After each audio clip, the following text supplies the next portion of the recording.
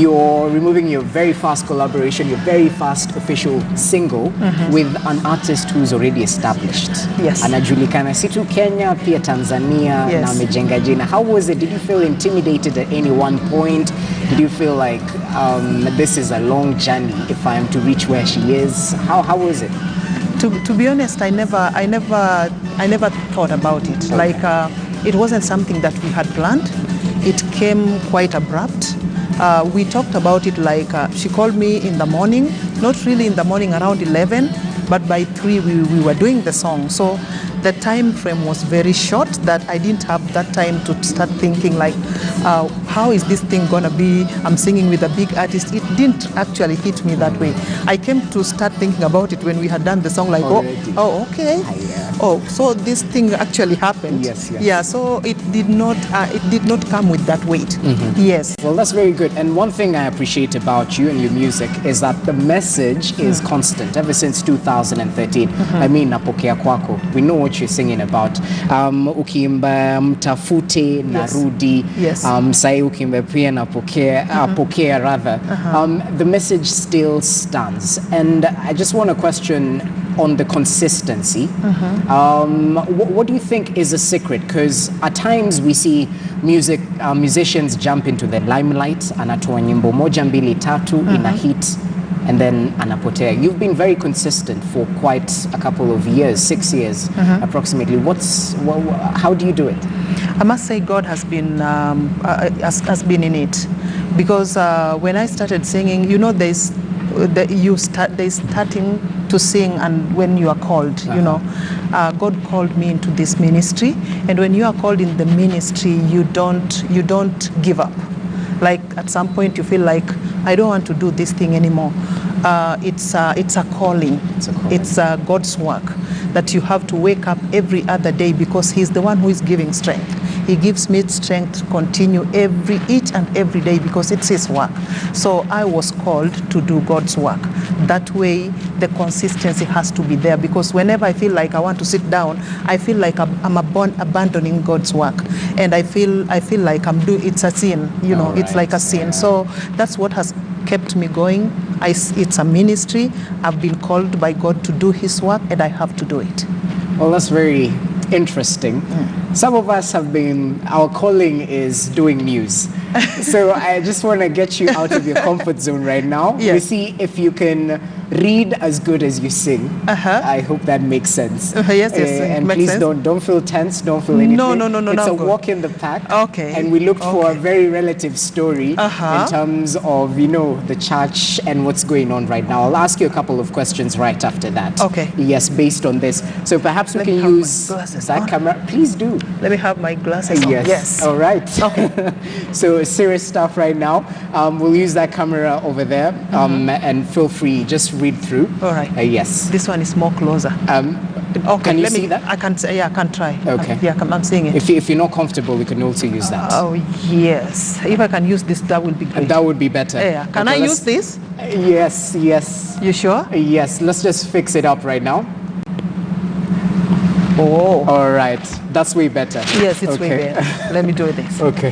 There we go. Okay. So I do it. Go ahead. All right.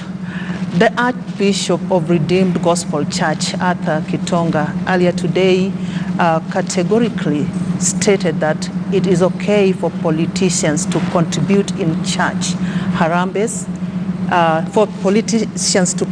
contribute in church harambes. His stand is in sharp contrast to that expressed by the Anglican Archbishop Jackson Ole Sapit 2 days ago. Kitonga says it is not in the place of church leaders to interrogate the source of the monies contributed in churches. The opposing stance by the two religious leaders has left the Christian faithful at crossroads. Mary Moki with the details. The war on corruption has seemingly pitted religious clergy against each other.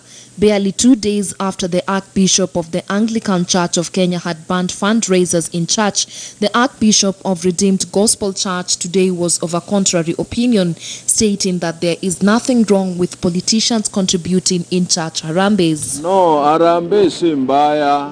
Mtu akiwa anakuya na amebarikiwa hata akilete milioni 20 na aseme ijenge kanisa hapa na ijenge kanisa ingine pale, Mungu ambariki. Hatuwezi kusema wanasiasa wasitoe, wasitoe harambee. Whenever you bring your offering to church or your sacrifice, we don't, as preachers, we have no right to ask you where you got that money from.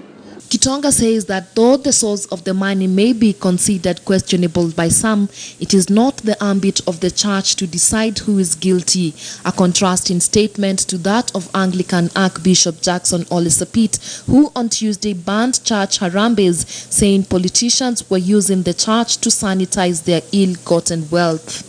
Let us not allow harambe monies to be a subtle way of sanitizing the corrupt leaders. Tuoni ubaya wao kuenda kwa kufanya fundraising ya kujenga kanisa au kujenga project ingine kusaidia. The two conflicting stands by the clergy come at a time when there is a rallying call for unity in the war against corruption. The Deputy President William Ruto has been engaged in a war of words with politicians in the recent past over his large donations in church harambes week in, week out.